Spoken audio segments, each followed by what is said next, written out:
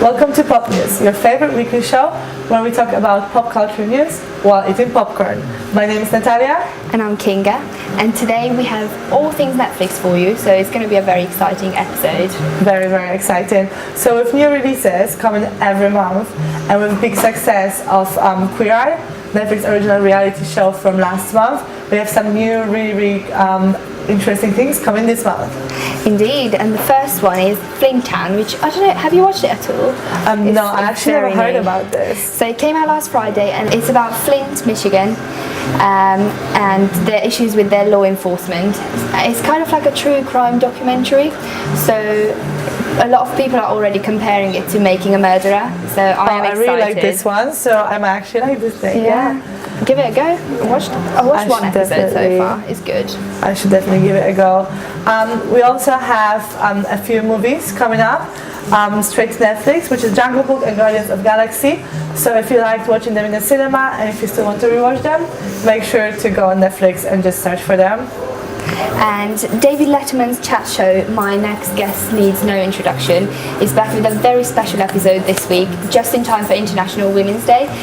It's going to be an episode with the Nobel Prize winning Malala, so I'm actually looking forward to it a lot. Me too. She's such a huge inspiration for all of us. She's barely even just older than us, I think. I think she's a bit younger than us. It's crazy. Oh, yeah. Such an inspiration. Got a lot catching up.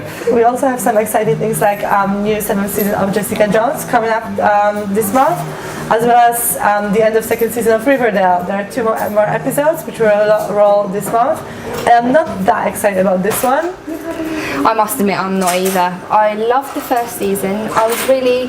In the first season I was like, oh yeah, that's going to be like such a good thing to watch when you just want to take your mind off things. It's nothing serious. But then they just really didn't get it right with the second season. It's just a mess. The second season was a big flop. However, they announced some twists and turns in 2 next episodes, so hopefully we'll have some good ending of season 2. Well, they do need that, definitely. But we have one more series coming up really soon, which is Shadowhunters, and I know you're really buzzing for this one. I must admit, I really am. For all of you who don't know, Shadowhunters is based on the Mortal Instruments series written by Cassandra Clare. It's a 6-book series, and it's one of my all-time favourite book series. I've read the books at least 5 times, and I'm just rereading them as well. And yeah, I'm very excited about that one. I think with each season, because this is like the 3rd season coming now, with each season so far they just got better and better. The actors are all quite new, so giving them a chance as well, but it's a lovable cast and a really good story if you like all sorts of like fantasy and stuff like that.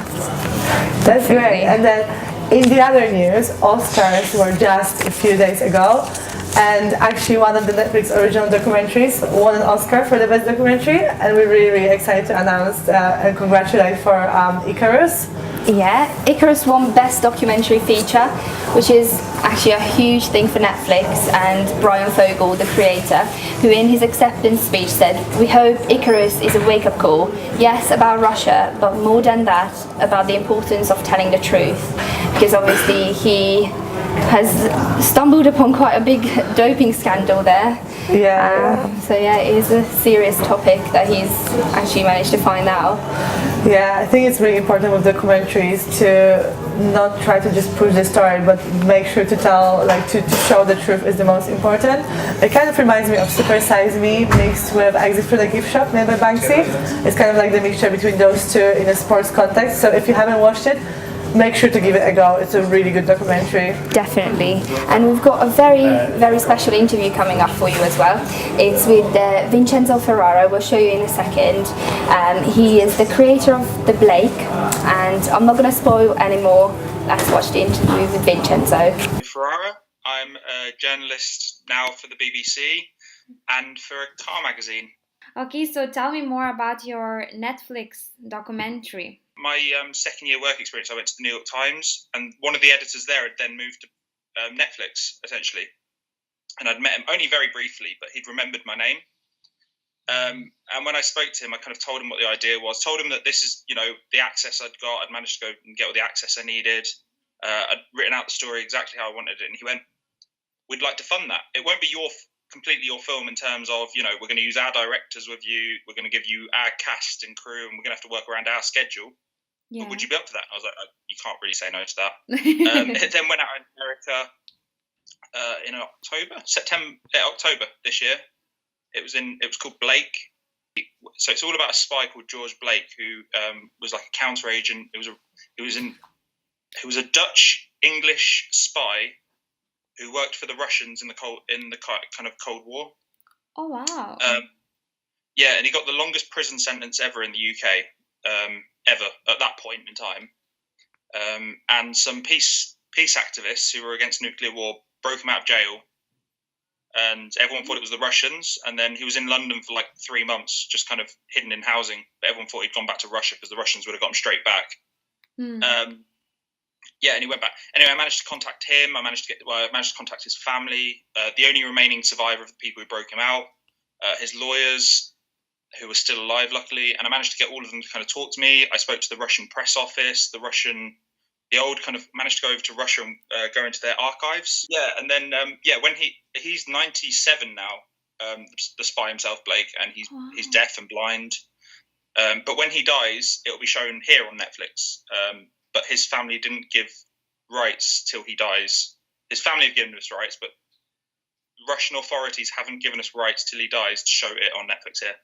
And they had to be sent a copy so we could show it, because they didn't want it to be anti-Russia in a time where like Trump and stuff have enough problems with Russia at the moment. So. Do you watch Netflix yourself? Sorry. Okay. Yeah. Okay. Is there any new releases that you are waiting a lot for this spring and this year? Yeah, actually, and this is going to sound completely opposite to what I made. I really like the series. It's called Love. Oh, and it's about this boy and girl, and it's just kind of like real, you know, they're really bad for each other, but it's really, and obviously I've just found out today that Black Mirror Series 5 is going to be commissioned, so, you know, that next year, I guess, or a couple of years' time, that's definitely what I look forward to, so. That sounds amazing. And thank you very much. Yeah. See you soon. Bye. Thank you. Bye. Thank you for that. And I'm actually really buzzing for Black Mirror as well. As Vincenzo mentioned, that's actually my favorite TV series. But with Love is coming to Netflix. The new season, the first season, is coming this Friday. Aren't you excited? Well, I personally have never watched it, but you keep telling me that I have to watch it, so I might have to give it a go if I can squeeze it in with Shadowhunters. You really like the romantic comedy style, and that's exactly it. It's really funny, really chill, really nice, so you should definitely give it a go. And now actually we're going to watch the trailer together for the season 3. And we're going to eat some popcorn. Definitely.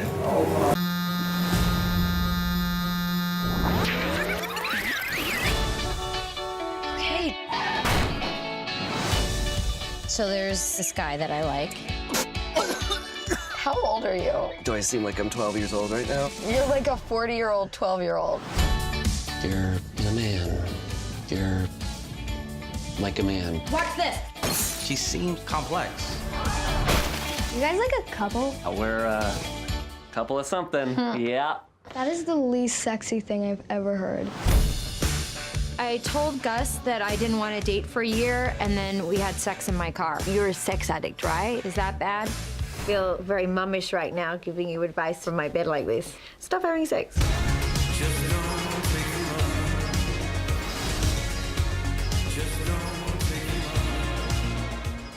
Wow, that was a good trailer, so I might have to give that a go. And let me just tell you, our popcorn is delicious as well.